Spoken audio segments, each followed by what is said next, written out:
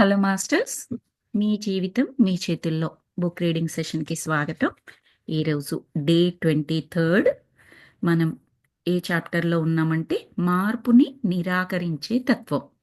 జనరల్గా మన బ్రెయిన్ ఏంటంటే అలవాటు పడిపోతుందన్నమాట. ఒక విధానానికి అలవాటు పడిపోయిందంటే దాంట్లోనే అంత మంచిని వెతుక్కుంటూ ఇదే కరెక్టు అంటే సేఫెస్ట్ జోన్ అని చెప్పేసి అక్కడే ఉండిపోవడానికి ప్రయత్నం చేస్తూ ఉంటుంది.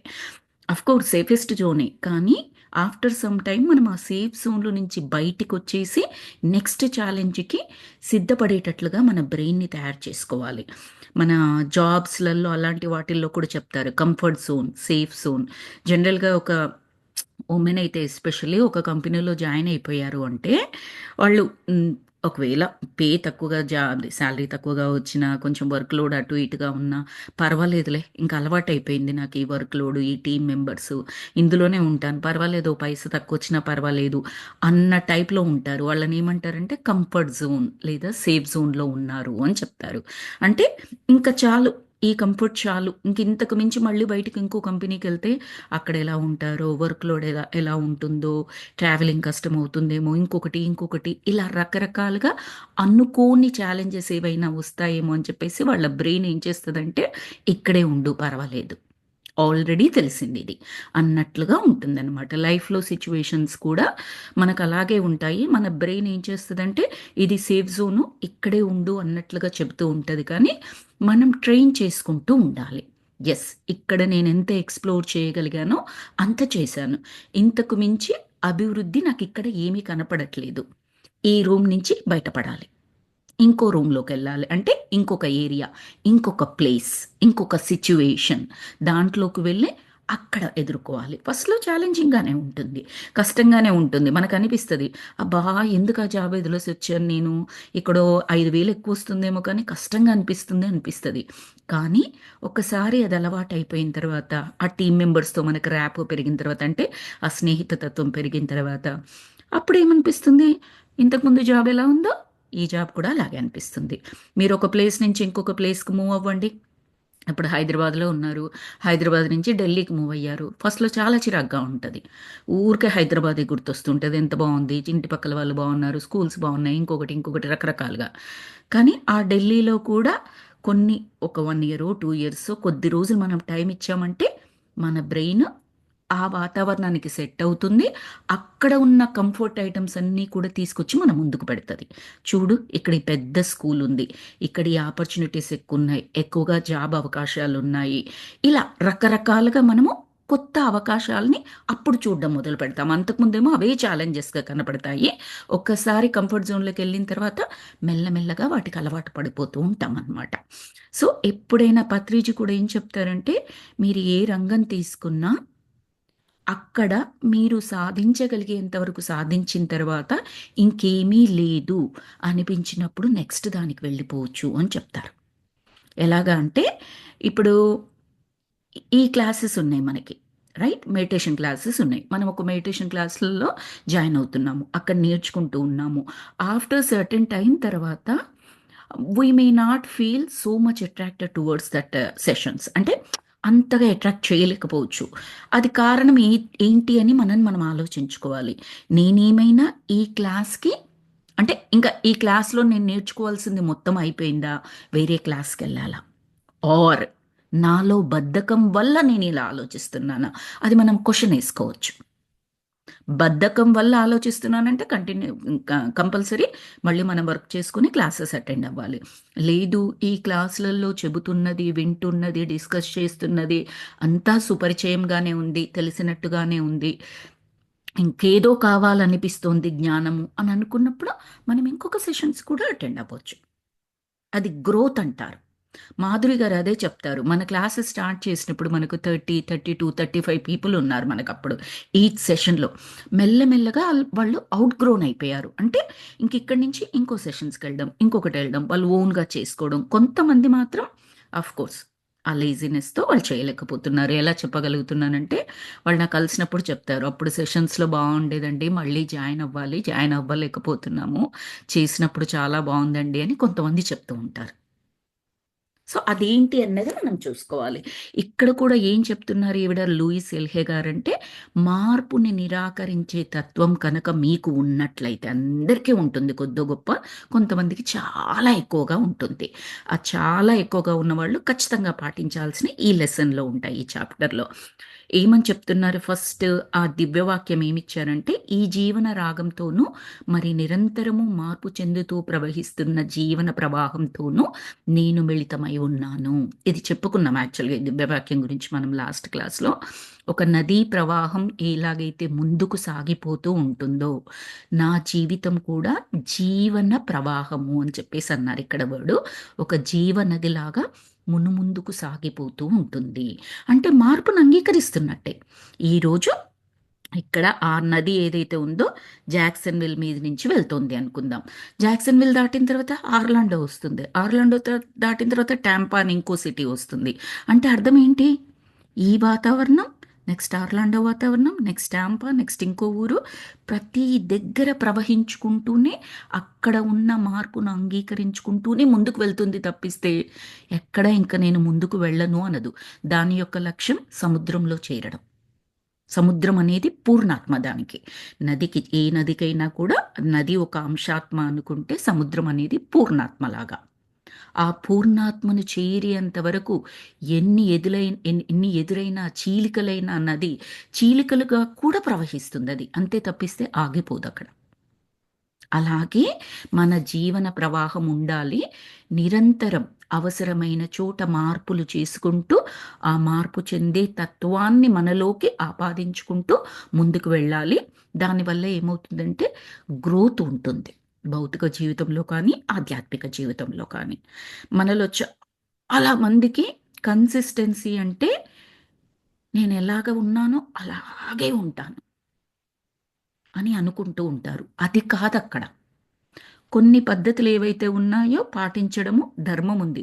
ధర్మం పాటించడం అనేది జీవితాంతం ఒకేలాగుంటుంది. అందులో ఏ మార్పులు చేయనవసరం లేదు. మనం కొన్నిసార్లు మార్పులు అనుకున్నాం. ఇప్పుడే చెప్పుకున్నాం హైదరాబాద్ టు ఢిల్లీ వెళ్ళడం అనేది. అది ఒక మార్పు. మన మన ఉద్యోగరీత్యా వెళ్ళాల్సిన మార్పు ఉంది.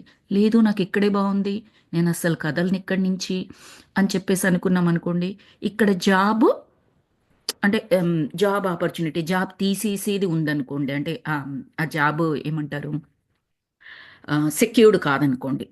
ఇక్కడే ఉన్నట్లయితే ఆ జాబ్ పోతుంది మనకి. అదే ఢిల్లీకి వెళ్ళినట్లయితే ఇదే రంగము అక్కడ ఢిల్లీలో కూడా ఉంది. చాలా ఆపర్చునిటీస్ ఉన్నాయి. ఖచ్చితంగా మనం వెళ్ళి తీరుతాము, వెళ్ళి తీరాలి కూడా. ఇప్పుడు ఇక్కడ కూడా ఉంటాయి కొన్ని పెద్ద పెద్ద కార్పొరేట్ ఆఫీసెస్ ఉంటాయి.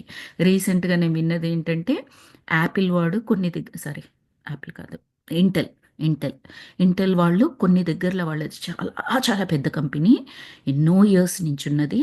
వాళ్ళు కొన్ని దగ్గరలో ఆ బిల్డింగ్స్, వాళ్ళ కార్పొరేట్ ఆఫీసెస్ని ఎత్తేస్తున్నారు. అందులో పనిచేసే వాళ్ళు more than 20 to 23 years నుంచి పనిచేస్తున్న వాళ్ళు నాకు తెలుసు అదే కంపెనీలో. వాళ్ళు ఇప్పుడు జాబ్ కొరకు ఆ ప్లేస్ నుంచి వేరే ప్లేస్కి మూవ్ అవ్వడానికి ఆలోచిస్తున్నారు. కనీసంగా 25 సంవత్సరాల నుంచి ఉన్నారు వాళ్ళు అక్కడ. అమెరికాకు వచ్చినప్పటి నుంచి అక్కడే ఉన్నారు. ఆ ఆ కార్పొరేట్ ఆఫీస్ క్లోజ్ చేస్తారన్న ఐడియా కూడా వాళ్ళకి లేదు. ఇప్పుడు they are in search. Very good company actually. నేను స్టన్ అయిపోయాను అది వినగానే. వాళ్ళు వేరే ప్లేస్ అంటే అసలు వీళ్ళు సెట్ అవ్వగలరా అని అనిపించింది నాకు వాళ్ళు చెప్తూ ఉంటే. బట్ దే హ్యావ్ టు అంగీకరించాల్సిందే ఆ మార్పుని. కొత్త ప్లేస్కి వెళ్ళి సర్దుకునేదాకా ఇబ్బందిగా అనిపిస్తూ ఉంటుంది, కానీ ఇబ్బంది ఉండదు. ఎందుకు ఇబ్బందిగా అనిపిస్తూ ఉంటుందంటే, మనలో ఉన్న మార్పుని నిరాకరించే తత్వం వల్ల. ఇప్పుడు ఆ ప్లేస్ నుంచి ఈ ప్లేస్కి మారాలి అనుకున్నప్పుడే బ్రెయిన్కి మనము ఇది మార్పు, నేను అంగీకరిస్తున్నాను, ఇక్కడ జాబ్ అయిపోయింది, అక్కడ ఆపర్చునిటీస్ ఎక్కువగా ఉన్నాయి, వాతావరణం మార్పు ఉంటుంది, కొత్త ఫ్రెండ్స్ ఉంటారు, కొత్త నేబర్స్ ఉంటారు, వాటన్నింటికి, ఆ మార్పులన్నింటికీ నేను సిద్ధమయ్యే వెళ్తున్నాను. నాకు ఎక్కడైనా ఛాలెంజింగ్గా అనిపించినా నాకు సర్వశక్తులు ఆ ఛాలెంజ్ని ఎదుర్కోవడానికి సిద్ధంగా ఉన్నాయి, ఉండాలని కోరుకుంటున్నాను అని బ్రెయిన్కి మనము ప్రాక్టీస్ చేయించాలి. ధ్యానంలో కూర్చొని ఆ ఎనర్జీ ఫ్లోతోని అలా ప్రాక్టీస్ చేసామనుకోండి, ఆ కొత్త ప్లేస్కి వెళ్ళినా వెంటనే అలవాటైపోతుంది. చిన్న చితక ఛాలెంజెస్ ఉన్నా కూడా ఈజీగా మనం అర్థం చేసుకుంటాము, ఎదుర్కొంటాము, ఇబ్బంది పడిపోమనమాట. Okay. It's it just one step in this process అన్నట్టుగా ఉంటాం మనం. ఒక క్లాస్ నుంచి ఇంకో క్లాస్‌కెళ్తాడు కిడ్డు. అడ్జస్ట్ అయిపోతాడు కదా వాడు. Because it's a natural process అని వాడికి తెలుసు. నేను సెకండ్ క్లాస్ అయిపోయిన తర్వాత థర్డ్ క్లాస్‌కి వెళ్ళాలి. That change he accepts it very easily. అంత చక్కగా మనం యాక్సెప్ట్ చేయగలగాలి. సో, ఇక్కడ ఏమంటున్నారంటే స్వస్థత చేకూరడానికి గాని, మార్పులు సంభవించడానికి గాని మొదటి మెట్టు ఎరుకతో ఉండాలి. అవేర్‌నెస్‌తో ఉండాలి. మనం ఎప్పుడూ చెప్పుకుంటూ ఉంటాము. మన మనసు లోలోతుల్లో ఏదైనా ఒక ఆలోచన విధానం గాని, లేదా ఒక నమ్మకం గాని బలంగా పాతుకుపోయినట్లయితే, ఆ పరిస్థితిలోంచి బయటపడడానికి మనం ఖచ్చితంగా ఎరుకతో ఉండాలి. ఇతరులతో మాట్లాడుతున్నప్పుడు గాని, లేదా ఈ పరిస్థితిని మీలో మీరు ఎత్తి చూపుకుంటున్నప్పుడు గాని, లేదా ఇతరులలో ఈ పరిస్థితిని చూడడం ద్వారా కానీ, లేదా ఇంకేదైనా విధంగా కానీ మీరు మీ అంతర్గత పరిస్థితిని బయటికి వ్యక్తం చేస్తారు.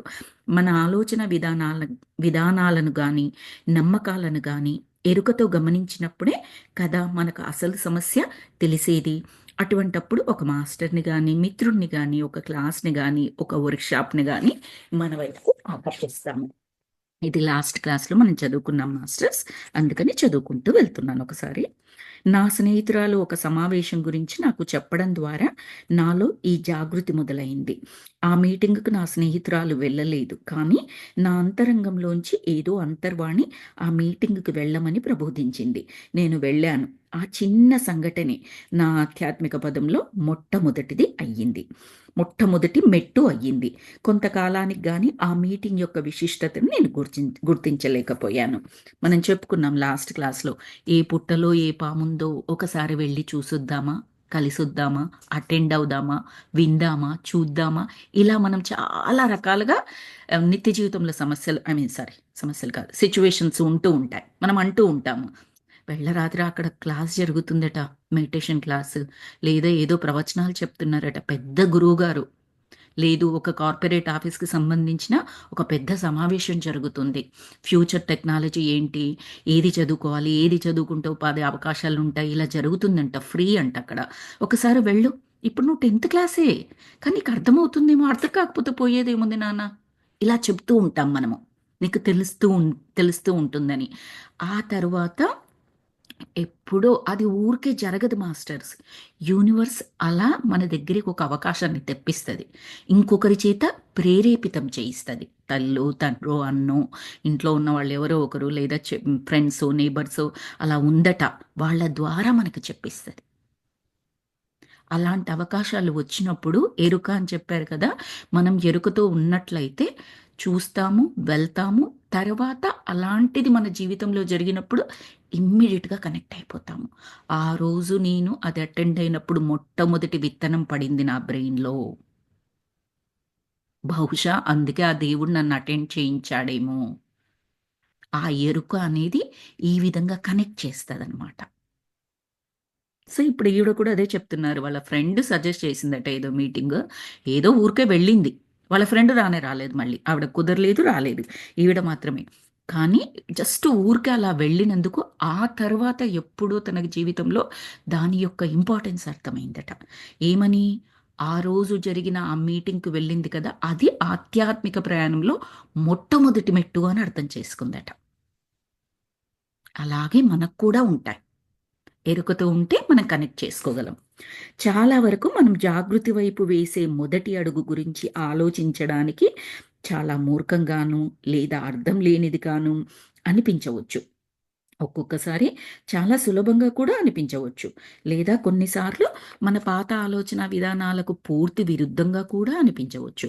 లేదా మనకలా అసలు చెయ్యాలని అనిపించకపోవచ్చు. లేదా మనలోని మార్పుని నిరాకరించే తత్వం చాలా బలవత్తరంగా బయటపడవచ్చును. లేదా అలా చేసేందుకు ఆలోచించడం పట్లే మనకు చాలా ఇవన్నీ చదువుకున్నాం మనం లాస్ట్‌లో. అంటే ఎన్ని రకాలుగా మనసు జిమ్మిక్కులు చేస్తూ ఉంటది. ఎన్ని రకాల ఆలోచనలను తీసుకొస్తూ ఉంటుంది.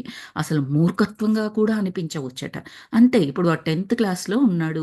ఏదో కార్పొరేట్ ఆఫీస్ వాళ్ళు వాళ్ళ జాబ్స్ గురించి, టెక్నాలజీ గురించి కొత్తగా వచ్చే టెక్నాలజీస్ అసలు మన ఊహకు కూడా అందవు. ఆ సమావేశంలో, ఆ సభలో చర్చిస్తూ ఉంటారు. 10th క్లాస్ వాడు వెళ్తే ఏం అర్థమవుతుంది వాడికసలు? ఏమీ అర్థం కాదు వాడికి. కానీ మనం ఏం చేస్తాము? వెళ్ళరా మన ఊర్లోనే ఉంది. ఫ్రీనే ఏం చేస్తున్నావు? ఒక గంట వెళ్ళిరా. అర్థమైతే అర్థమవుద్దు, లేకపోతే లేదు. నీకు ఇంటర్మీడియేట్‌లో ఏ సబ్జెక్ట్ తీసుకోవాలో నీకు అవసరం వస్తుందేమో. ఫ్యూచర్ గురించి డెసిషన్ తీసుకోవడానికి పనికొస్తుందేమో. అమ్మా! నాకేం అర్థం కాదమ్మా అక్కడికెళ్ళినా అని వీడన్నాడనుకో, పర్లేదు నేను వస్తాను పద. నాకేమైనా అర్థమవుతే నీకు చెప్తాను. ఇలా జరుగుతూ ఉంటాయి సంభాషణలు. ఈరోజు అక్కడ ఆ సమావేశంలో జరిగేది అర్థం కాకపోవచ్చు. ఇప్పుడు కొత్తగా అంటే మనకు ప్రస్తుతం ట్రెండ్‌లో ఉన్నది ఏంటి అంటే ఆర్టిఫిషియల్ ఇంటెలిజెన్స్. అంటే హ్యూమన్ ఇంటెలిజెన్స్‌తో వాళ్ళు ఆర్టిఫిషియల్ ఇంటెలిజెన్స్‌ని కనిపెడితే అదేం చేస్తుందంటే మాన్యువల్ ఎఫర్ట్స్‌నన్నింటిని అంటే మనము మానవులు ఎలాగైతే చేస్తారో పనులు అవన్నీ కూడా ఆర్టిఫిషియల్ ఇంటెలిజెన్స్ చేయడం అనమాట. రోబోస్ అని చెప్పొచ్చు. ఒక చిన్న ఎగ్జాంపుల్ మొన్న మేము అంటే మనకి ఇక్కడ కూడా ఉన్నాయి. మా సిటీలో. శోభ ఆల్రెడీ చూడొచ్చు ఇక్కడ గ్రీన్ పాపాయ రెస్టారెంట్‌లో రోబో సర్వ్ చేస్తది అక్కడ మనం రెస్టారెంట్‌కెళ్ళినప్పుడు. అది వచ్చేసి మనకు ఫుడ్ పెట్టడం ఆ రోబో పెడుతూ ఉంటది. అలా అది నేను అదొక్క ప్లేస్‌లోనే చూసాను జాక్సన్‌విల్‌లో. చూసావా శోభ అది? ఆ! చూడలేదు. నేనెళ్ళలేదు. ఆ అంటే గ్రీన్ పాపాయ రెస్టారెంట్‌లో ఉంటుంది. మామూలు చాలా తక్కువ అమెరికన్ రెస్టారెంట్స్. ఆ! అక్కడుంటుంది. ఆ ఓహ్! తర్వాత ఓకే. మొన్న వెళ్ళినప్పుడు ఇండియన్ రెస్టారెంట్‌కి వెళ్తే అక్కడ మేమెళ్ళిన ప్లేస్‌లో అక్కడ కూడా ఉంది. అసలు వాళ్ళు కట్ డౌన్ చేసేసారు మాన్యువల్ పవర్‌ని. తక్కువ మందున్నారు లేబర్ వాళ్ళకక్కడ. ఓహ్! ఓకే. తక్కువ మందున్నారు కనిపిస్తుంది. మళ్ళీ ఎవ్వరు కూడా వెయిటింగ్ పీరియడ్‌లో లేరు. టకా టకా అయిపోతుంది. మేమున్న ప్లేస్‌కి దగ్గరలో ఇండియన్ రెస్టారెంట్ ఉంటే అబ్బా! అనుకున్నాము. బానే రష్ కూడా చాలానే ఉంది. ఎంత చక్కగా యుటిలైజ్ చేసుకుంటున్నారు. ఆఫ్‌కోర్స్ వాళ్ళు యుటిలైజ్ చేసుకుంటున్న విధానం బావుంది. కాకపోతే ఒకప్పుడు మామూలుగా అందులో పనిచేసేవాళ్ళు ఒక 10 మందున్నారనుకోండి. ఇప్పుడు ఒక ఐదుగురే సరిపోతారు. ఓహ్! అంతే గదా! రోబో అంతే. చేసేస్తుంది కదా మన పని. అదిప్పుడు అంతే. ప్రస్తుతం చాలా ట్రెండ్‌లో ఉన్న టెక్నాలజీ. కానీ ఓహ్! మనమెళ్ళి ఈ టెక్నాలజీ ఇంకొక 10 సంవత్సరాలలో సూపర్‌గా తయారవుతుంది. ప్రతి ఇంట్లో రోబోస్ ఒస్తాయి. లేదా ప్రతి ఆఫీస్‌లో రోబోస్ ఉంటాయి. లేదా ప్రతి రెస్టారెంట్‌లో ఉన్నాయంటే మనకు పెద్దగా అవునా! అలాగా ఉంటాయేమో. ఓకే. సరే 10 ఏళ్ళు గదా! ఇలా అనుకుంటూ ఉంటాము.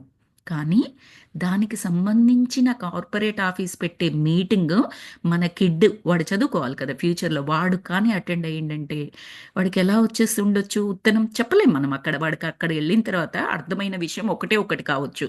ఫ్యూచర్ అంతా ఆర్టిఫిషియల్ ఇంటెలిజెన్స్‌కుంది.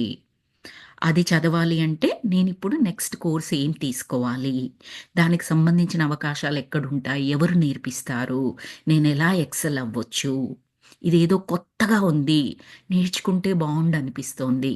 ఇలా రకరకాలుగా బ్రెయిన్ మన మెదడు ఆలోచనలు ఉత్పన్నం చేయొచ్చు. ఇప్పుడు ఇంకా కొన్ని టెక్నాలజీస్ ఉంటాయి. అది కూడా రీసెంట్‌గానే తెలిసింది. అంటే అది ఎప్పటినుంచో ఉంది మనకి. నేను యూజ్ చేయలేదెప్పుడు. చాట్ జీపీటీ, కోపైలట్ ఇలాంటివన్నీ ఏంటంటే ఇప్పుడు ఆఫీస్‌లలో ఈ కంప్యూటర్ జాబ్స్ ఉండే ఆఫీస్‌లలో ఏంటి మనం కూర్చొని కంప్యూటర్స్‌లో బోలెడన్ని లైన్స్ కోడ్ రాసేసి దాన్ని ఎగ్జిక్యూట్ చేసి అదెలా వర్క్ అవుతుంది అదంతా ఉంటుంది కదా! ఇప్పుడు అది మొత్తం కూడా ఆర్టిఫిషియల్ ఇంటెలిజెన్స్.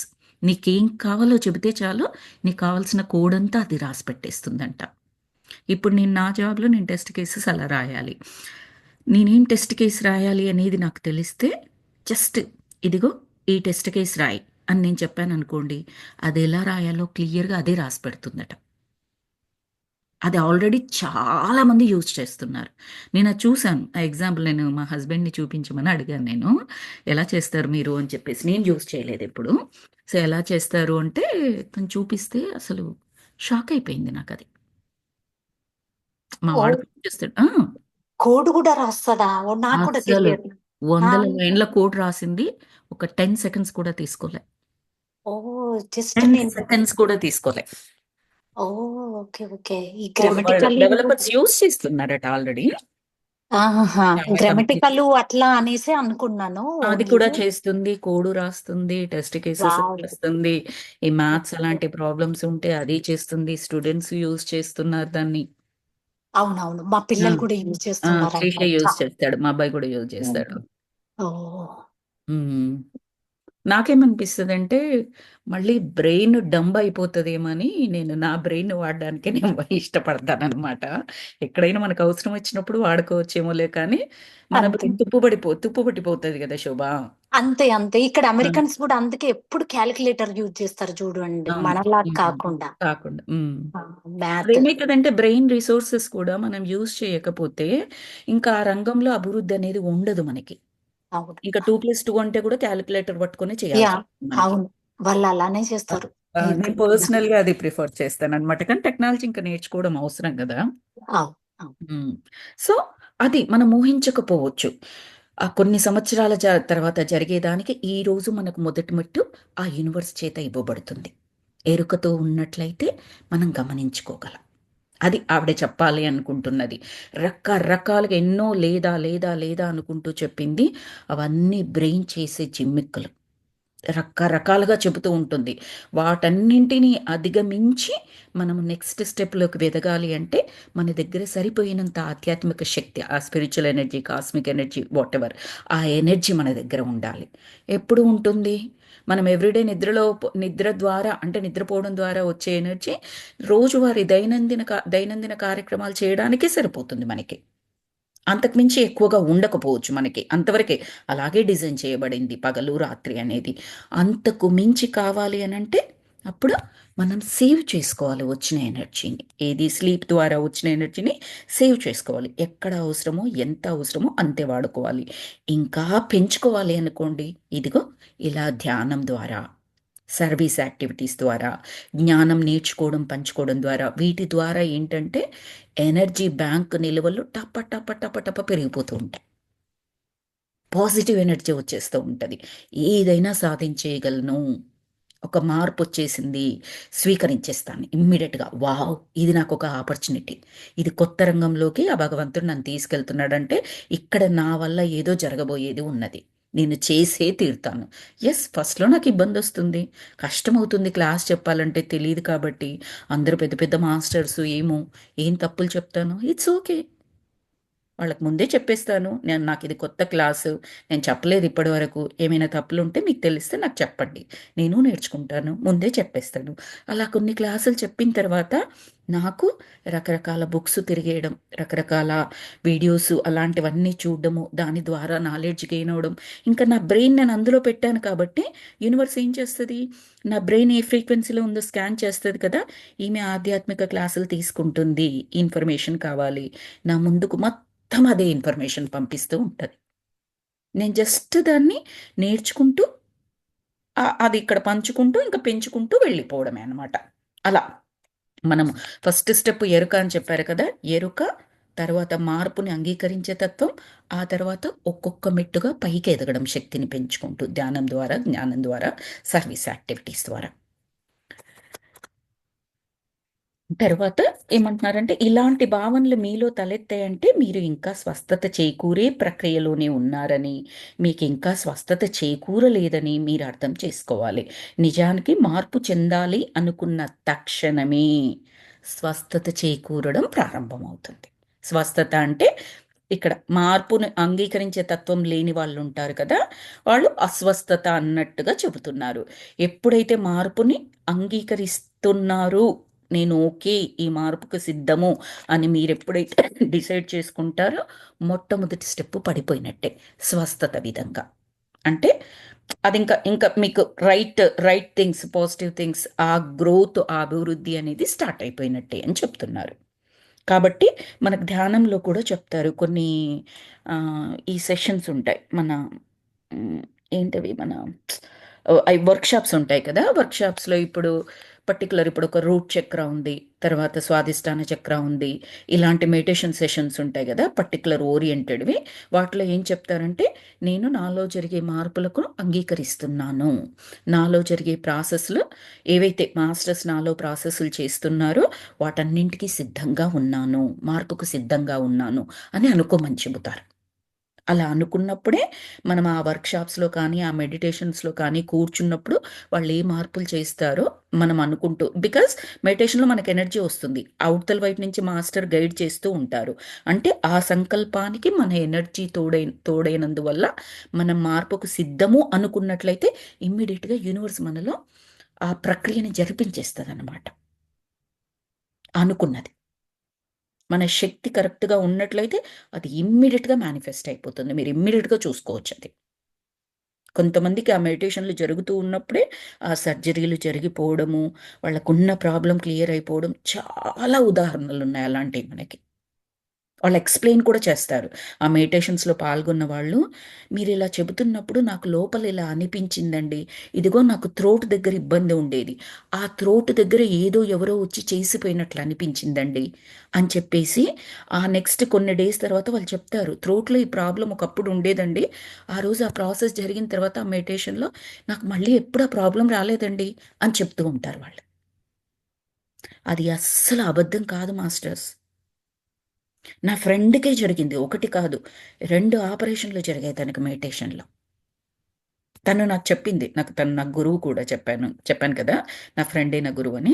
2 జరిగాయి తనకి. 2 మేజర్‌వే. ఆ ప్రాబ్లమ్ మళ్ళీ తర్వాత తనకి రాలేదు. ఒకటేమో బ్యాక్ పెయిన్. ఒక 9-10 రోజులు బెడ్ రిడెన్ అయ్యిందామె. ఎంత భయంకరమైన పెయిన్ అంటే అది కరోనా టైము. హాస్పిటల్స్ లేవు. డాక్టర్‌ని సంప్రదించింది గానీ, చాలా డేస్ తర్వాతకి అపాయింట్‌మెంట్ ఇచ్చాడు. వెంటనే దొరకలేదు. కానీ మరి పెయిన్ ఉంది. బెడ్ మీదే పడుకొనుంది. ఇంకా ఆమె చేసుకోవాల్సిన బాత్రూమ్ రిలేటెడ్ ఏవైతే ఉన్నాయో అవి మాత్రమే చేసుకోవడం తప్పిస్తే, బెడ్ మీద పడుకొని ఇటువైపు నుంచి అటు, అటువైపు నుంచి ఇటు తిరగడం కూడా రాలేదట తనకి. ఒక 5 మినిట్స్ పట్టేదంట తిరగడానికి. ఇప్పుడు ఒకవైపు రైట్ సైడ్ పడుకున్నాము. మళ్ళీ ఫ్లాట్‌గా పడుకోవాలి. ఒక 5 మినిట్స్ పడతదంట అలా తిరగడానికి. మళ్ళీ లెఫ్ట్ సైడ్ తిరగాలి. మళ్ళీ 5 మినిట్స్ పడతది. డే లాంగ్ బెడ్ మీద ఉన్నప్పుడు అటు ఇటు తిరగాల్సొస్తది కదా! కానీ దానికి కూడా సతమతం అయిపోయిందంట. ఆ 9 డేస్ తను ఆల్రెడీ మెడిటేషన్‌లో ఉంది. నాకప్పటికి మెడిటేషన్ నేర్పిస్తుంది. నాకే కాదు చాలా మందికి నేర్పిస్తూ ఉండింది ఆ టైంలో. అంటే తను ధ్యానం చేస్తూ, జ్ఞానాన్ని నేర్చుకుంటూ, మళ్ళీ సర్వీస్ యాక్టివిటీస్ అంటే నాలాంటి వాళ్ళకి ధ్యానం నేర్పుతూ, నాకవసరమైన జ్ఞానం ఇస్తూ. అవన్నీ కూడా మనం జనరల్‌గా ఏమనుకుంటాం, నాకే బ్యాక్ పెయిన్ ఉంది. నేనే బెడ్ మీద పడుకున్నాను. ఇంక మెడిటేషన్ ఎక్కడ చేయను నేను? ఇంకొకరికి ఎక్కడ చెప్పాలి నేను? అసలెలా కుదురుతది? నా వల్ల కాదు. యాక్చువల్‌గా అయితే అసలు ఏమీ పని లేదక్కడ. ఇంకా బ్యాక్ పెయిన్ ఉంది కాబట్టి పడుకోవడం కూడా మనకు పడుకోనీకి రాదు కదా! ఇబ్బందవుతూ ఉంటది నిద్రపోవాలన్నా కూడా. ఫుల్‌గా యుటిలైజ్ చేసుకుందంట తను ఆ టైంని. అలాగే పడుకొని ధ్యానం చేసుకుంది. కూర్చొని అలా తనకు కుదరలేదు కాబట్టి 9 డేస్ చాలా ధ్యానం చేసుకుందంట. ఇంకా బుక్స్ లాంటివి ఎన్ని చదవగలిగిందో చదివింది. నాకసలు తనకు నయమయిన తర్వాత చెప్పింది. నేనప్పుడు ఫస్ట్ 40 డేస్‌లోనే ఏమో ఉన్నాను తనతో. అంటే నాకింకా అప్పటికి మెడిటేషన్ ఇంకా పూర్తిగా ఏమీ తెలీదు. ఫస్ట్ 40 డేస్ చేయించింది నాతో. ఆ 40 డేస్ పీరియడ్‌లోనే తనకలాంటి ఎక్స్‌పీరియన్స్ అయింది. ఆ తరువాత చెప్పింది. నాకిలా బ్యాక్ పెయిన్ ఉండి 9 డేస్ బెడ్ రిడెన్ అయ్యాను. నైన్త్ డే తర్వాత తనకి ఆ ధ్యానంలో యాస్ట్రల్ సర్జరీ జరిగినట్టుగా అర్థమైందంట తనకి. ఆ బ్యాక్‌లో వచ్చేసి ధ్యానంలో ఉన్నప్పుడు యాస్ట్రల్ మాస్టర్స్ వచ్చేసి అక్కడ సర్జరీ చేసినట్టుగా అదంతా తనకు తెలిసింది. మెడిటేషన్‌లో తెలిసింది. ఇంకా ఆ తర్వాత నెక్స్ట్ డే తను ఎలా చెప్పిందో అలాగే చెప్తున్నాను. చెంగున లేచి గంతులేసానే నేను అని చెప్పిందామె. చూసే వాళ్ళకి 9 రోజులు నటించింది బెడ్ మీద పడుకొని అన్నట్లుగా ఆ 10థ్ డే ఉండిందట. అంత ఈజీగా. అదొక్కటే కాదు తనకి ఇంకొక ఎక్స్‌పీరియన్స్ లేడీస్ ప్రాబ్లమ్స్ ఉంటాయి కదా! కొన్ని మనకి. ఆ రిలేటెడ్ ఎక్స్‌పీరియన్స్ కూడా ఒకటి జరిగిందంట. సర్జరీ. ఇలా చాలా మందికుంటాయి. మీరు పిఎస్ఎస్ఎం ఛానల్ ఎక్స్‌పీరియన్సెస్ ఇన్నట్లయితే మీరు చాలా మంది చాలా రకాల ఎక్స్‌పీరియన్సెస్ షేర్ చేస్తారు. నాకు తెలిసినంత వరకు అవన్నీ కూడా రైట్ ఎక్స్‌పీరియన్సెసే వాళ్ళు చెప్పేది. మిగతా ఛానల్స్‌లో అది నాకు అంతగా తెలీదు. నేనెప్పుడూ చూడలేదు. దానికి నేను ఓట్ చేయలేను కానీ, మన ఛానల్స్‌లో వాళ్ళు మాత్రం ఇప్పుడు మన లావణ్య గారు కూడా పిఎస్ఎస్ఎం ఛానల్‌లో ఇండియాకెళ్ళినప్పుడు తను కూడా ఇచ్చారు తన ఎక్స్‌పీరియన్సెస్. సో, సాధ్యం కాదు. కేవలం పుస్తకాల్లోనే ఉంటుంది. వాళ్ళు చెప్పేవన్నీ అబద్ధాలు లేదా ఇలా జరుగుతుందా? ఏమీ అపనమ్మకాలు అవసరం లేదు. మన ఆధ్యాత్మిక పుస్తకాలలో కూడా ఎన్నో ఎక్స్పీరియన్సెస్ ఇస్తారు. పెద్ద పెద్ద గురువులవి చదువుతూ ఉంటే మనకు సినిమాల్లో ఆ దేవుడు కనిపించి వరాలు ఇవ్వడము, ఇక్కడ కనిపిస్తాడు, అక్కడ కనిపిస్తాడు, దేవుడు ఒకే చోట్ల. మనం ఏమనుకుంటాము సింపుల్‌గా ఆయన దేవుడు ఈ ప్లేస్‌లో ఉంటాడు, ఆ ప్లేస్‌లో ఉంటాడు. సింపుల్ అంతే మనకు తెలిసిన ఆన్సర్. కానీ ఈ భూమి మీద నివసించే వాళ్ళకు కూడా ఆ పరమయోగులకు, సద్గురువులకు అది సాధ్యమట.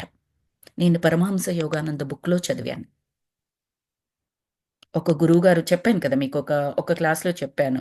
ఆయన రైల్వే స్టేషన్‌కి 9:00 వస్తాను అని చెప్పేసి చెప్తారు.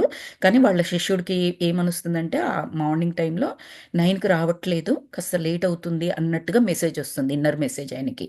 కానీ ఆ శిష్యుడు వాళ్ళ ఫ్రెండ్ ఇంకో అబ్బాయి ఉంటాడు. వాడంతగా అప్పటికి ధ్యానంలో అంత గొప్ప కాదు. అప్పుడప్పుడే వస్తున్నాడు. వాడేమంటాడంటే, "లేదు గురువుగారు 9కి వస్తా అంటున్నారు. నువ్వేదో నీకు మెసేజ్ వచ్చింది. లేట్‌గా అవుతారు. నీ ఇష్టం. నువ్వు రాకపోతే రాకు. మళ్ళీ గురువుగారు అక్కడ వెయిట్ చేస్తారు. నేను రైల్వే స్టేషన్‌కి వెళ్ళిపోతాను. నీ ఇష్టమని చికాకు పడిపోయి వెళ్ళిపోతాడు అతను. 9:00, 9:30 అన్ని ట్రైన్స్ చూస్తాడు. మళ్ళీ మొహం దిగాలేసుకొని బ్యాక్ వచ్చేస్తాడు గురువుగారు రాలేదు అని. అప్పుడు ఈ అబ్బాయి శిష్యుడు ఉంటాడు కదా పరమహంస యోగానంద ఆయన చెప్తాడనమాట. ఇదిగో ఇప్పుడు ఈ బండికి వస్తున్నారు పద అని చెప్పేసి తీసుకెళ్తాడు.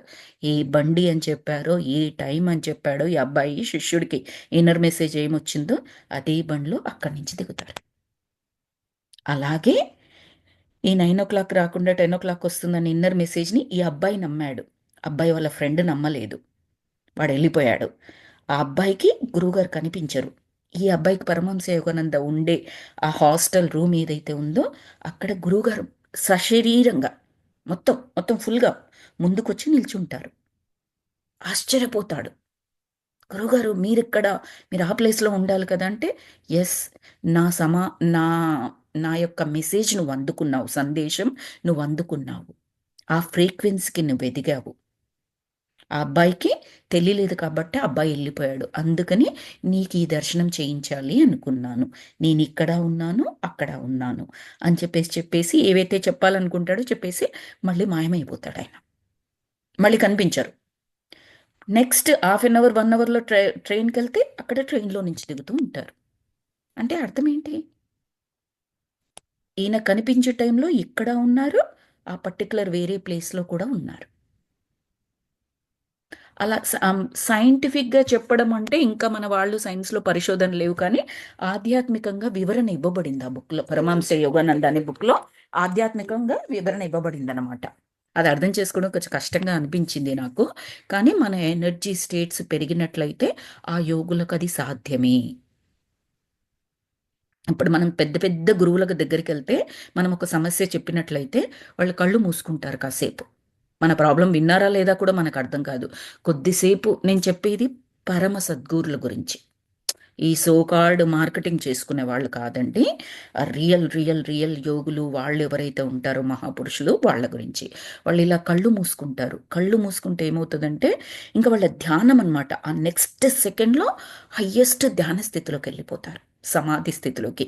ఆ సమాధి స్థితిలో ఏంటి అంటే ఆ పర్టిక్యులర్ గురువు, ఆ పైన ఉన్న పరమాత్మ 2 అభేదం. అభేదం అంటే 2 కూడా సేమే. ఆ భగవంతుడికి సృష్టి మొత్తం ఎలా కనిపిస్తుందో ఒక టీవీ స్క్రీన్ పైన మనం బొమ్మ చూస్తే అలాగే ఈ గురువుగారికి కూడా కనిపిస్తుంది. పాస్ట్, ప్రజెంట్, ఫ్యూచర్ అంతా కనిపిస్తుంది. మన సమస్య ఏంటి, దానికి సంబంధించిన కర్మ ఏంటి, ఈ జన్మలో అది తీరబడుతుందా, తీరాలి అంటే ఏం చేయాలి, ఏ సొల్యూషన్స్ ఉంటాయి, అది మనకు చెప్పగలిగేదా, చెప్పకూడందా. కొన్ని కర్మలు ఉంటాయి మనం ఖచ్చితంగా అనుభవించే తీరాల్సి ఉంటుంది. అనుభవించడమే మంచిది మనకి. కొన్నుంటాయి గురువుగారు మనకు బైపాస్ చేయొచ్చు. అంటే సమస్యని మనము అనుభవించాల్సిన అవసరం లేకుండా వేరే దారిలో వెళ్ళేలాగా చేస్తారు. ఏది రైట్ వేలోనే, ధర్మ ప్రకారమే. ఏమీ మనకి ఇబ్బంది ఉండదు అక్కడ. అలా కొన్ని ఉంటాయి. కొన్ని గురువుగారు తన మీదికి తీసేసుకుంటారు. అంటే తన యొక్క ఎనర్జీ స్థితితో ఆ ప్రాబ్లమ్స్‌ని క్లియర్ చేసేస్తారు. మనకుండవు ఇంకది. అది కూడా పరమహంస యోగానంద బుక్‌లో ఉంటాయి. కొన్ని డిసీజెస్ ఎలా నయం చేస్తారు అద్భుతంగా ఉంటుంది. ఈ పరమహంస యోగానంద అనే అబ్బాయికి నయం చేస్తారు. వాళ్ళ అక్కగారికి ఉంటుంది, వాళ్ళ బావగారికి కూడా ఉంటుంది. వాళ్ళకి కూడా నయం చేస్తారు. కానీ అక్కడ ఖచ్చితంగా ఆధ్యాత్మిక పర్పస్ అనేది ఉండాలి. ఎవరమంటే వాళ్ళం వెళ్ళి మన కర్మ బ్యాగులు వేసుకుని వెళ్ళి నా కర్మ బ్యాగులు మొత్తం నువ్వు ఖాళీ చెయ్యంటే అలా కాదు. ఆయన నిర్ణయం తీసుకుంటాడు. జస్ట్ లైక్ భగవాన్. మనం ఎన్నో రిక్వెస్ట్లు పెడుతూ ఉండొచ్చు. ఆ భగవాన్ కూడా ఏం చేస్తాడు అంటే, ఇది నేను బైపాస్ చెయ్యాలా అంటే ఆ సమస్యను వీళ్ళు అనుభవించిన అవసరం లేకుండా పక్కన తోసేయచ్చా, బికాస్ సరైన దారిలో ఉన్నాడు వీడు. లేదు, వీడు ఆ సమస్యని ఎదుర్కొంటేనే వీడికి చాలా మంచిదా వీడి జీవితానికి. జీవితం అంటే ఓన్లీ ఈ జీవితం అనేది తీసుకోకండి. ఆ ఆత్మ యొక్క స్థితి ముందర ఇంకెన్ని జన్మలు తీసుకోవాలో మనకు తెలియదు, ఏ లోకాలకు వెళ్ళాలో మనకు తెలియదు. అవంతా కూడా క్యాలిక్యులేట్ చేసుకుంటాడు భగవంతుడు. దీని మీద సినిమాలు కూడా వచ్చాయి మనకి. తెలుగులో కూడా ఏదో పవన్ కళ్యాణ్ వెంకటేష్ మూవీ, నాకు పేరు తెలియదు, అదేదో ఉందట. అందులో ఏం చూపించారు నాకు తెలియదు. నేను ఆ మూవీ ఇంగ్లీష్లో చూశాను నేను. ఆ ఇంగ్లీష్ దాంట్లో క్లియర్గా చెప్తాడు భగవంతుడు, నువ్వు తీసుకునేవి నువ్వెన్నో రిక్వెస్ట్లు పెడతావు, ఒక క్షణంలో నాకు కొన్ని కోట్ల రిక్వెస్ట్లు వస్తాయి ప్రజల దగ్గర నుంచి, అంటే భక్తుల దగ్గర నుంచి. కానీ నేను చూసి రెస్పాండ్ అవ్వాలి. అది వాళ్ళకి ఏది మంచిదో అది రెస్పాండ్ అవ్వాలి నేను. ఈ హీరో ఏమడుగుతాడంటే ఆ మూవీలో, నేను ఇన్నిసార్లు అడుగుతున్నాను, ఇన్ని చెప్తున్నాను, అసలు నీకు మనసే లేదా, నువ్వు అసలు నా రిక్వెస్ట్ యాక్సెప్ట్ చే. చిన్న చిన్నవి ఈయనకున్న ప్రాబ్లమ్స్. ఆఫీస్లో ఈయనకు పోస్ట్ కావాలి, ఆ పోస్ట్ దొరకట్లేదు. ఎందుకంటే అసలు వీడు సరిగ్గా చేయడు, ఈ హీరో సరిగ్గా చేయడు. వీడి దగ్గరే తప్పు ఉంది, అది మనకి క్లియర్గా కనపడుతూ ఉంటుంది. బట్ ఊరికే సరదాగా అంటూ ఉంటాడనమాట, అసలు నా రిక్వెస్ట్ పట్టించుకోవా, నువ్వు ఉన్నది దీనికి, నువ్వు యాజ్ సూన్ యాజ్ రిక్వెస్ట్ నీకు భక్తుల నుంచి రాగానే నువ్వు ఎస్ అని కొట్టివేయచ్చు అంటే ఎస్ ఎస్ ఎస్ ఎస్ అని వేసుకుంటూ వెళ్ళిపోవాలట దేవుడు. అప్పుడు డ్రామాటిక్గా చూపిస్తాడు ఆ భగవంతుడు ప్రత్యక్షమై, ప్రతి ఒక్కరికి ఎస్ అంటే ఏం జరుగుతుందో నీకు తెలుసా అంటాడు. ఏమవుతుంది, వాళ్ళ రిక్వెస్ట్లన్నీ తీరిపోతాయి కదా అని చెప్తాడు. అంటే సరే, ఒక పని చేద్దాము, 2 రోజులు నా పోస్ట్ నీకు ఇచ్చేస్తా. నాకు అంటే నా పోస్ట్ అంటే నేను భగవంతుడిని కదా, నేను ఏదైతే చేయగలనో అవన్నీ నీకు సాధ్యమయ్యేటట్టుగా నీకు వరం ఇచ్చేస్తున్నాను, నువ్వు నువ్వు చెయ్యి అని చెప్పేసి చెప్తే, ఒకరు స్టాక్ ఎక్స్చేంజ్లో, ఇప్పుడు స్టాక్స్లో మనం పెడతాం కదండి, కొంతమందికి వస్తాయి, చాలా మందికి పోతూ ఉంటాయి. అందరికీ వచ్చేటట్టుగా చేస్తాడు, అందరూ హ్యాపీ అవుతారని. అల్లా కల్లోలం అయిపోతుంది మార్కెట్. జనాలు అసలు జీర్ణించుకోలేనంతగా అందరికీ వచ్చేస్తాయి. ఇన్ఫ్లేషన్ పెరిగిపోతుంది. అసలు కల్లా కల్లోలం అయిపోతుంది బిజినెస్ మార్కెట్ అంతా. అర్థమవుతుంది అందరికీ ఎస్ చెప్తే ప్రాబ్లం ఏంటో. ఒక చిన్న ఎగ్జాంపుల్ ద్వారా చూపించారు అందులో. నాకు తెలుగులో చూడలేదు, నాకు తెలుగులో కూడా చూడాలని ఉంది ఎలా చెప్పారు అన్నది. సో అలా ఉంటుంది, అందరికీ ఎస్ ఎస్ ఎస్ అని కాదు అది. ఒక్కటి గుర్తుపెట్టుకోవాల్సింది ఏంటంటే, ఆ భగవంతుడు మనను సరి అయిన దారిలో, సరి అయిన సమయంలో, సరి అయిన విధంగానే ఉంచుతాడు. అది మనకు పూర్తి నమ్మకం ఉండాలి. ఎక్కడైనా మనం ఎన్నిసార్లు అడిగినా ఇవ్వకపోతే, అంటే మనము మన హ్యూమన్ ట్రయల్స్ 100% చేయాలి. ఏది, మంచి మనసుతో, మంచి ఉద్దేశంతో. నాకు ₹1,00,00,000 రావాలి, పక్కోడు నాశనం అయిపోవాలంటే నో, అది కాదు. నువ్వు ఎంత ఆధ్యాత్మిక భక్తుడివైనా నీ ఇంటెన్షన్ రాంగ్, అది తప్పు. నువ్వు నువ్వు రైట్ చేస్తున్నా అనుకుంటున్నావు, కానీ సరికాని కర్మతో కూడి చేస్తున్నావు దాన్ని. అలా చేయకూడదు.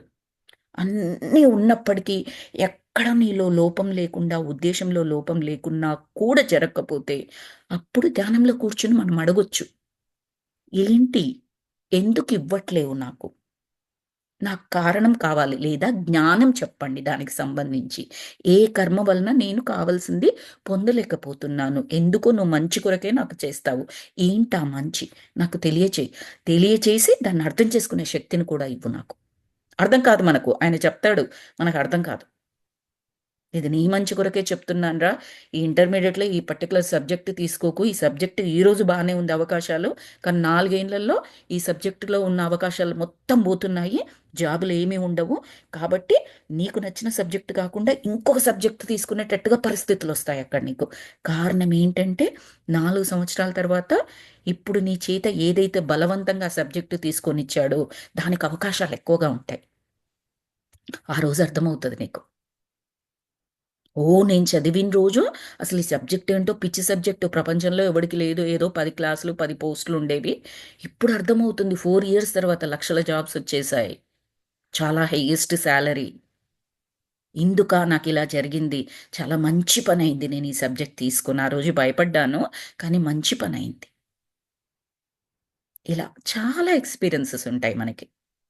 కాబట్టి I just want bottom line ఏంటంటే, మనకు మంచి జరిగే విధంగానే ఉంటుంది, అది నమ్మాల్సిందే మనం.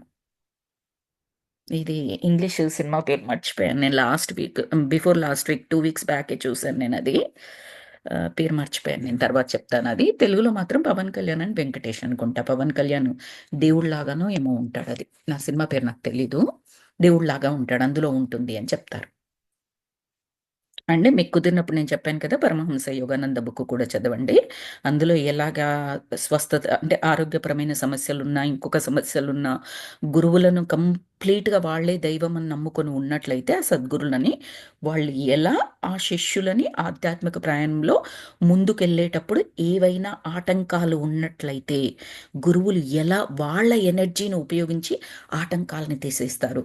అది ఆరోగ్యమే అవ్వనివ్వండి, డబ్బుకు సంబంధించిన అవ్వనివ్వండి, ఇంట్లో ఫ్యామిలీ మెంబర్స్ అవ్వనివ్వండి, ఏదైనా సరే వాళ్ళ శక్తిని ఉపయోగించి తీసిస్తారు.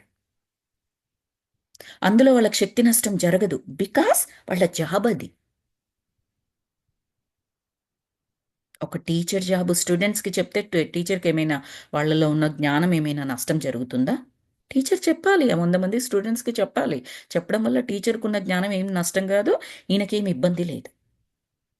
గురువులు కూడా అందుకే ఈ భూమి మీదకి పంపించబడతారు.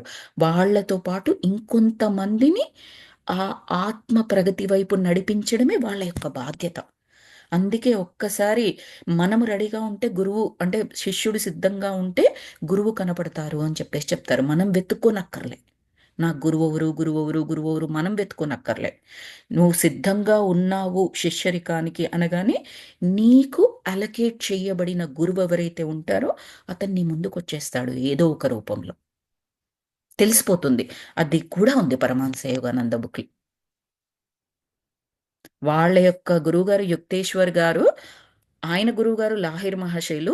డైరెక్ట్గా ఈయన లాహిర్ మహాశైల యొక్క కృపతోనే, అంటే పుట్టే ముందనే లాహిర్ మహాశైలు చెప్తారనమాట, నీకు అద్భుతమైన కొడుకు జన్మించబోతున్నాడు, అలా అలా చెప్తారు. కానీ నేను కాదు ఆయన గురువుని, నా శిష్యుడు ఆయన గురువు అవుతాడు అని చెప్తారు. మీకు కుదిరితే మాత్రం అది చదవండి. మనకు కుదిరినట్లయితే ఈ బుక్ అయిపోయిన తర్వాత మనం అది చదువుకుందాము. 600 పేజెస్ ఉంది కానీ చాలా టైం పడుతుండొచ్చు మనకి, బట్ కుదిరితే అది చదువుకుందాం అక్కడ. తర్వాత అసహనానికి గురి కావడం కూడా మార్పు నిరాకరించే తత్వం యొక్క మరొక రూపమే. ఇది మనల్ని మార్పు చెందకుండాను, మరి నేర్చుకోనివ్వకుండాను కూడా అడ్డుపడుతుంది. ఒక్కసారికి అంతా మారిపోవాలి అని ఆశించకూడదు. వెరీ ఇంపార్టెంట్ లైన్ ఇది. మనం జనరల్గా ఒకటి స్టార్ట్ చేయగానే, అబ్బా స్టార్ట్ చేసేసాను, చెప్పినట్టుగా చేశాను, చేయడం మొదలుపెట్టి వారం అయ్యింది, ఇంకా రిజల్ట్ లేదు, తప్పు. అలా ఎక్స్పెక్ట్ చేయకూడదు.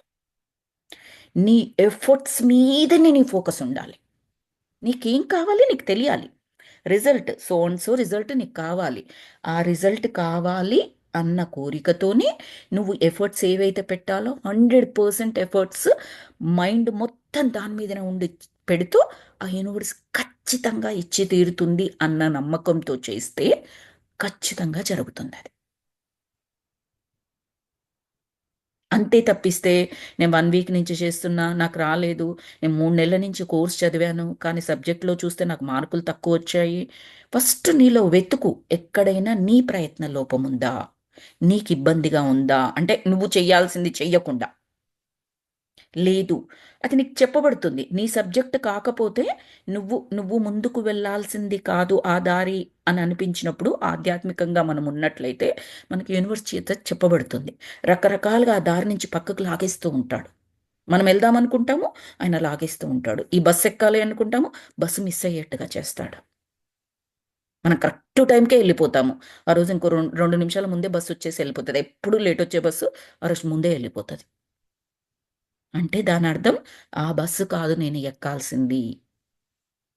ఇది ఆధ్యాత్మికంగా మనం ఉన్నట్లయితేనే ఈ కనెక్షన్స్ అన్నీ రైటు. ఆధ్యాత్మికంగా లేకపోతే మాస్టర్స్ కంప్లీట్ రాంగ్ క్యాలిక్యులేషన్స్ అయితే గుర్తుపెట్టుకోండి.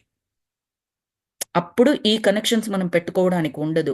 బస్సు లేట్ అవ్వడము అని అంటే ఓకే, నేను ఈ బస్సు ఎక్కడం కాదు, అలా కనెక్షన్స్ పెట్టుకోవడానికి ఉండదు మనకు. అదేంటంటే సింపుల్ లాజికల్ బ్రెయిన్తో ఆలోచించడం అవుతుంది. ఇప్పుడు నేను చెప్పేది అవేర్నెస్తో, ఎరుకతో ఉండడంతో. ఆ క్లారిటీ ఎలా తెలుస్తుంది మనకు అంటే, ఒకసారి మనము ఈ ఆధ్యాత్మిక ప్రయాణం మొదలుపెట్టిన తర్వాత ఆ డిఫరెన్స్ ఎవరిది వాళ్ళకి అర్థమవుతూ ఉంటుంది. ఒకవేళ అర్థం కాలేదు అనుకోండి, ఆ జ్ఞానం సంపాదించడానికి నేను సిద్ధంగా ఉన్నాను, నాకు ఆ జ్ఞానం ఇవ్వండి, నన్ను ఆ ఎనర్జీ స్టేట్కి తీసుకెళ్ళండి, ఆ భేదం నాకు అర్థం కావాలి అని చెప్పేసి మనం అడగొచ్చు. ఏది కావాలన్నా చిన్న పిల్లోడు తల్లి తండ్రిని ఎలా అడుగుతాడో అలాగే అడగడం మాస్టర్స్ భగవాన్ని. అన్నీ అడగొచ్చు. ఇంటెన్షన్ చూసుకోండి, మీకు ఏది కావాలంటే అది అడగొచ్చు. ఆయన ఎలాగో చూసే ఇస్తాడు. సో ఎందుకు వరి? ఉద్దేశం చెక్ చేసుకోండి. మంచిదా, తప్పా, రైటా, ఎవరు నేను ఇబ్బంది పెడుతున్నారా అన్నెసెసరీగా, అది చెక్ చేసుకోండి. అదేమీ లేదనుకోండి, నాకు ఇది కావాలనుంది, నాకు 100 చీరలు కావాలనుంది, చాలా ఇష్టం నాకు కట్టుకోవాలి అంటే అడగండి, ఏం పర్లేదు.